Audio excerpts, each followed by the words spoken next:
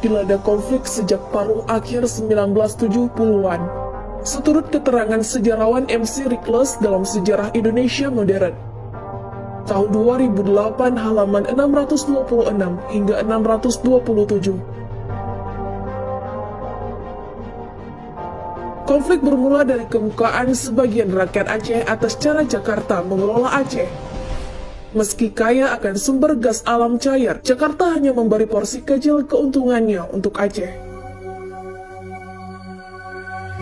Orang Aceh juga tidak suka atas perampasan tanah rakyat dan kehadiran gerombolan preman yang dipelihara oleh ABRI di sana.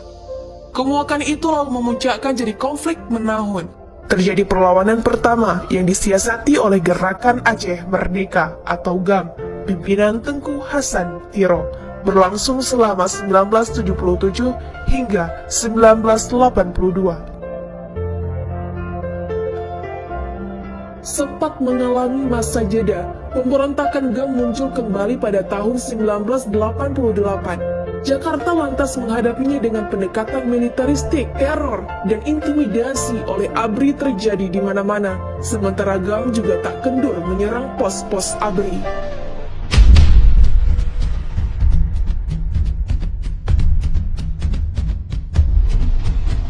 Pada pertengahan 1990, karena memuncaknya perlawanan, Jakarta mengirim pasukan Kostrad ke Aceh di bawah pimpinan Prabowo. Sejak saat itu hingga 1998, Aceh dianggap sebagai daerah operasi militer atau DOM, dan di situ diberlakukanlah hukum darurat perang.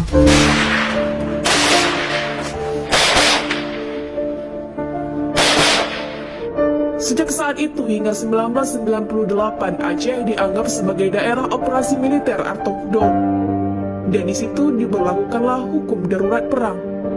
Setelah Soeharto jatuh pada Mei 1998, ABRI mulai melunak meski tingkat kekerasannya di Aceh tak menurun. Kalangan mahasiswa yang peduli pada persoalan Aceh pun lebih berani menuntut pengusutan pelanggaran HAM di Aceh. Masalah Aceh tetap terpinggirkan hingga tahun terganti. Hingga menyeruaklah wacana referendum Aceh pada awal 1999. Wacana ini tak muncul lewat GAM, melainkan dalam Kongres Mahasiswa dan Pemuda Aceh Serantau yang dihelat pada 31 Januari hingga 4 Februari 1999. Lalu, untuk mengawal ide referendum itu, terbentuklah Sentral Informasi Referendum Aceh atau SIRA. SIRA dimotori oleh para mahasiswa Aceh, ketua presidiumnya Muhammad Nazar kala itu baru lulus dari IAIN Araniri yang menjadi pengajar di sana. Tugas utama SIRA adalah mengkampanyekan terlaksananya referendum di Aceh dengan opsi merdeka atau tetap ikut Indonesia. Sepanjang tahun 1999, SIRA mengadakan serangkaian mobilisasi massa untuk mendukung referendum. Perlahan, usaha SIRA memperoleh dukungan tokoh-tokoh elit di Aceh, tak kurang dari deklarator GAM Hasan Tiro dan panglimanya Abdullah Syafi'i ikut mendukung referendum sebagai solusi terbaik dibandingkan mengangkat senjata. Meski begitu, aktivis SIRA menegaskan keberjarakannya dengan GAM. Muhammad Nazar pun menyatakan bahwa SIRA tidak memiliki kaitan organisasi dengan GAM.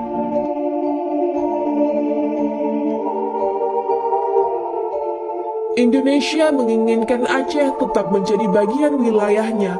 GAM ingin Aceh merdeka. Bagi kami yang penting adalah keinginan itu ditransformasikan secara beradab tanpa harus ada kekerasan, kata Nazar sebagaimana dikutip Kompas 16 Februari 2003. Akhirnya pupus tak hanya menggema di Aceh, wacana referendum juga menarik minat kalangan elit politik di Jakarta. Kebetulan munculnya tuntutan ini bertepatan dengan masa kampanye pemilu 1999. Dengan segera, ia jadi alat merebut hati rakyat Aceh.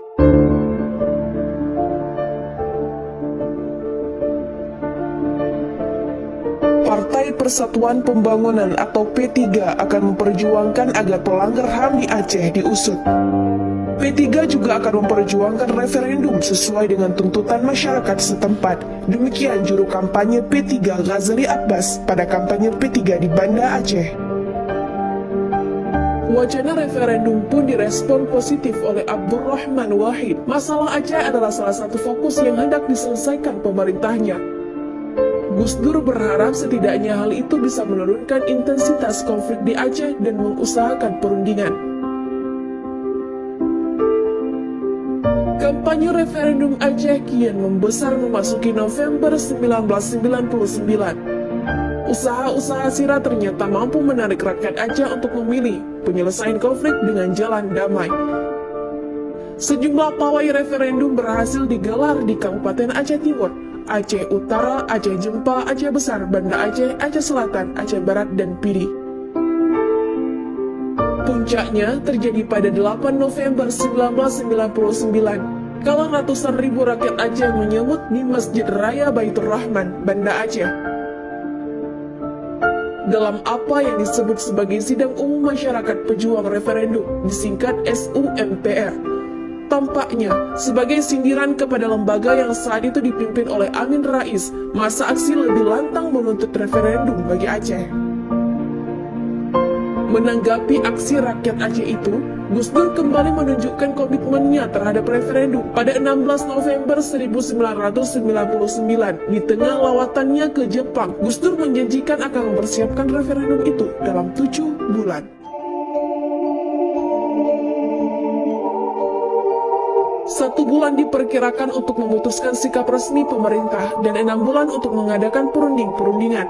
Tulis harian Kompas 17 November 1999. Secara pribadi, Gus Dur menjelaskan bahwa apa yang ada dalam benaknya bukanlah suatu referendum mengenai kemerdekaan, melainkan mengenai bentuk-bentuk otonomi. Mendapat angin segar, kampanye referendum pun sampai juga ke Jakarta. Namun, gerakan yang membesar itu ternyata tak bertahan lama.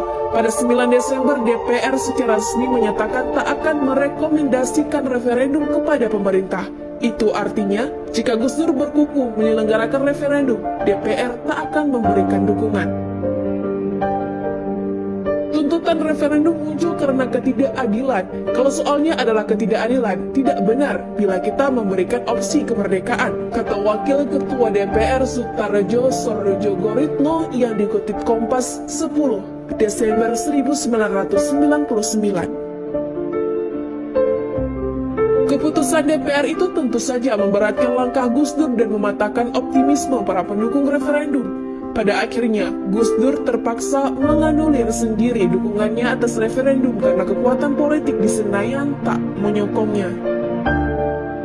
Sejak itu, kampanye referendum pun melemah dan akhirnya pupus. Aktivis-aktivis Sira seperti Muhammad Nazar pun kemudian dijebloskan ke penjara atas tuduhan memobilisasi massa untuk makar.